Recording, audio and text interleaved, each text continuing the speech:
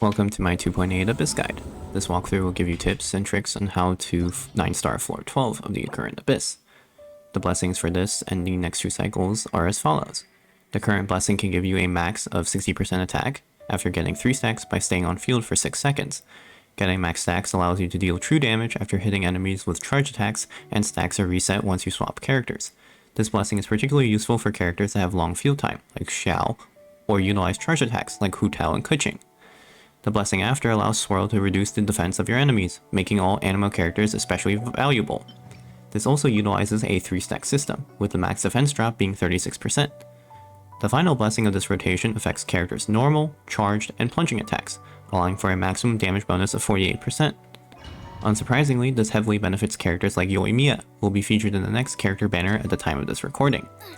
Now that blessings are out of the way, let's talk about enemies. In the first half of Chamber 1, a total of 21 enemies spawn over the course of several waves, with most being Hilitrolls and Samatrolls. Having a character that can effectively group enemies like Kazuha or Sucrose is very useful for this chamber and saves an immense amount of time. Also note that Cryo Aura will be regularly applied onto your enemies, making Pyro DPS characters especially potent on this chamber. After defeating 18 of these enemies, 2 Mutatrolls and a Cryo Lava Troll will spawn.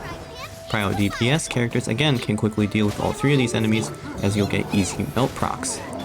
The second half of Chamber 1 boasts 3 Nabushi and 2 Kairagi. The first wave will spawn the 3 Nabushi, one of them has an attack in which they will leap backwards, and another can pull out a crossbow. Keep this in mind when unleashing small AoE attacks, as these attack patterns may drop your DPS. After dealing with these, the 2 Kairagi will spawn on opposite sides of the arena. Make sure to kill them at the same time to avoid one of them from regenerating their health. Also note that this half periodically applies an Electro Aura to all enemies. Cryo and Pyro can both be used to great effect to get rid of this aura. The first half of Chamber 2 contains a Cryo Hypostasis. Like the chamber before this, Pyro DPS characters are greatly encouraged due to the free melt procs this boss provides.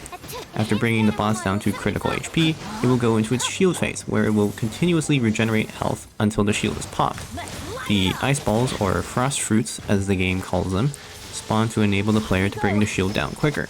If you stand next to the boss during this phase, the Ice Balls will only be launched a small distance away, allowing you to quickly bring down the boss's shield. After defeating this boss, you are then greeted by 2 waves of Ruin Sentinels and a Ruin Grader. To better group up these enemies, try to bait the Ruin Cruiser, the glorified triangle, into using its runaway attack, where it shoots backwards a short distance. You'll want to go near the other Ruin Cruiser so that you can hit all 3 Ruin Sentinels at once.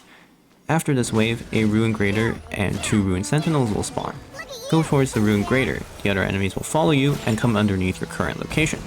This allows for the best possible grouping. The next chamber is the most difficult of the entire floor, with the first half containing a Mirror Maiden and 2 Fatui Runner, Cryo Gunners. Despite claims to the contrary, the Mirror Maiden can be CC'd. This can happen when she either exits a portal gate or before she marks you. Additionally, when she activates her portal, she will always spawn in the direction opposite if she is facing. Again, having a Pyro character is recommended, primarily due to the Cryo Gunners. They will almost always be able to activate their shields unless you have some kind of one-shot setup, and it is very easy to be perma-frozen. Also note that the Mirror Maiden has the Slowing Waters debuff effect, which causes skills and bursts to have a longer cooldown as a result. This effect can be removed if one utilizes a cleanser, like Bennett and Jean, who both have cleansing effects on their ult. The next half is by far the most tedious, as it features the Ruined Serpent.